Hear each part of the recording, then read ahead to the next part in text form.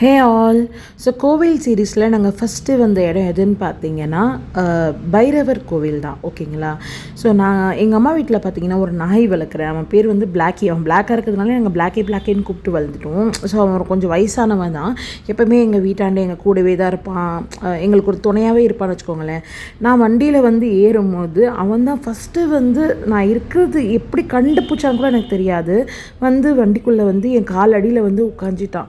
அதுக்கப்புறமா அவனை சமாதானப்படுத்தி வெளியே கூட்டு போய் விட்டுட்டு, ஸோ அவனை பார்த்துட்டு வந்ததுனாலையோ என்னமோ தெரியல, நாங்கள் முதல் வந்த கோவிலே இந்த பைரவர் கோவில் தான். ஸோ இங்கே டாக்ஸ்க்கு எவ்வளோ இம்பார்ட்டன்ட் தராங்கன்றத கோவில் உள்ள போனால் உங்களுக்கே ஆட்டோமேட்டிக்காக தெரியும். ரொம்ப அழகாக பிரம்மாண்டமாக அப்படியே அதுக்குள்ளே போகும்போது ஏதோ வானத்தை உயர்ந்த லிங்கத்தை பார்க்குற மாதிரி ஒரு ஃபீல் கொடுத்தது.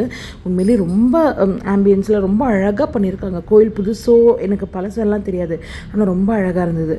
அதுக்கப்புறமா அது உள்ளே பார்த்தீங்கன்னா பைரவர் பாதம் இருந்தது, அதுக்கு அபிஷேகம் பண்ணோம், லிங்கம் பார்த்தோம். அண்ட் அப்படியே கொஞ்சம் நேரம் உட்காந்துட்டு பூமாதேவி இருந்தாங்க. நல்லா அவங்க அழகாக கீழே சூப்பராக செட் பண்ணியிருந்தாங்க. அதெல்லாம் என்னால் கவர் பண்ண முடியல.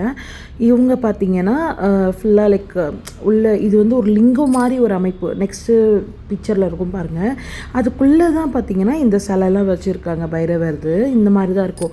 ஸோ என் பாட்டியை வச்சுட்டு ஸோ அவங்கள கேப்சர் பண்ண முடிஞ்ச அளவுக்கு சொல்லிட்டு வீடியோலாம் எடுத்துருந்தேன். அவங்களுக்கும் பிடிக்கும் இந்த மாதிரிலாம் வீடியோஸ்லாம் இருக்கிறது. நிறைய பேருக்கு இந்த பிளெஸிங்ஸ் கிடைக்காதுல, பாட்டி கூட கோயில் வந்து எக்ஸ்ப்ளோர் பண்ணுறது, கதை கேட்குறது. ஸோ எப்படி இருக்குன்னு சொல்லுங்கள். பாய்.